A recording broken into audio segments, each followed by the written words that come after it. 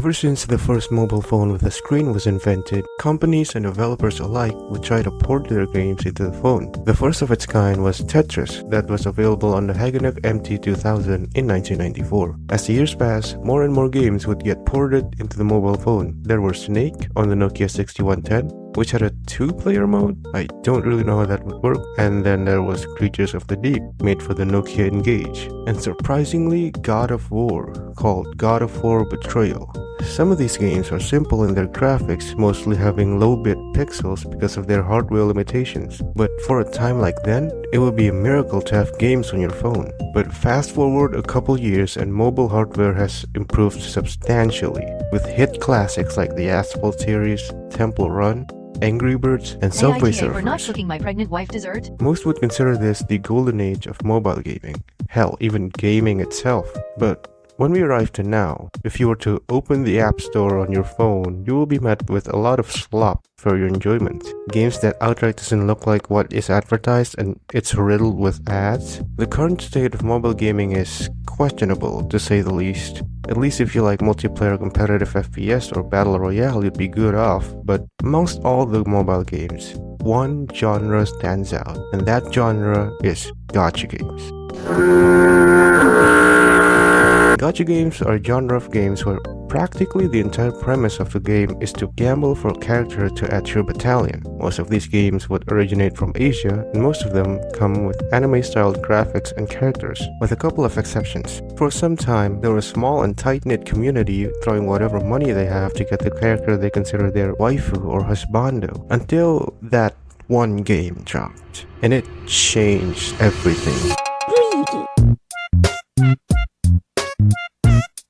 But before we can get into that, we need to start from the beginning. Gacha games are games that are based on something called gachapon machines. You've probably heard of seeing these machines somewhere on the internet. They are basically machines that take your money, usually ranging from $1 to $5, for a random toy, usually one of an anime character or a cartoon character. Taken straight from its name, gacha meaning the cranking motion you do to claim the toy, and pon meaning toy. These machines originated around the 1960s and have been soaring in popularity, generating around 1.8 trillion yen or around $17 billion.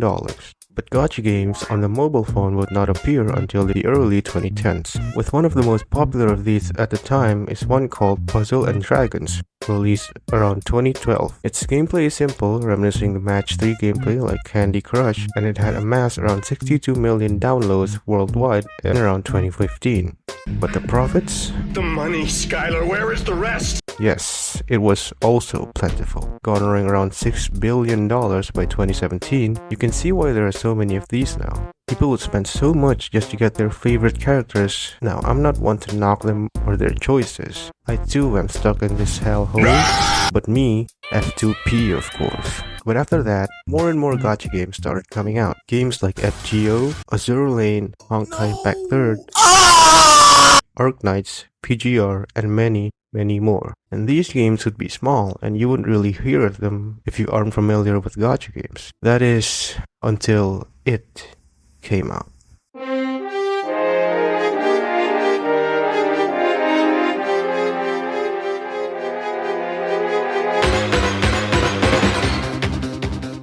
On September 28, 2020, the company named MiHoYo, or now known as HoYoverse, released a small game called Genshin Impact. After around 3 years of development time and around $100 million invested, it was released to the public, and people loved it. People had never seen this level of detail and so much content in a gacha game before. One of the first open world gacha games. This is also one of the first gacha games to have a simultaneous release on PC and PS4. But ironically, before it had released, Genshin Impact wasn't really received well. A lot of people were actually calling it a Breath of the Wild copy, one brave Nintendo bro even breaking his PS4 Pro in the convention as an act of protest.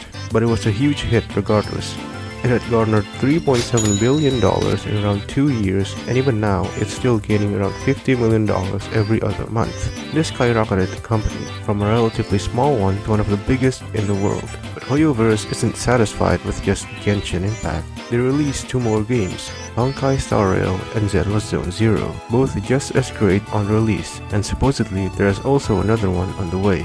With how big the scope of Genshin is, other companies also want a piece of the cake. and started developing their own open-world gacha games. One of the first ones, dubbed the Genshin Killer, is Tower of Fantasy, but unfortunately it didn't really hold up to its name. Another Genshin Killer was released by the developer of Punishing Grey Raven, Kuro Games, called Wuthering Waves. While it had a bumpy start, the game was fairly well received now, raking in about $8 million every month, but nowhere near toppling Genshin. And another one of the most anticipated gacha games for the last 3 years, it's Arknight's Enfield. By the developer of Arknight's, Hypergriff, there is still little known about the game even after 3 years of the reveal, with a beta test coming in January 16th. And at the end of the day, it doesn't really matter which game you play, whether it's Genshin or Arknights or Star Rail or the new Genshin Killer. They're all good in their own way and bad in all the same way. But if there's something we can all agree on, it's that we are all gambling addicts. There are whales that would spend so much of their life savings just to get their favorite characters, and if you're one of them, I can only hope that you get the character you want with a side of professional help.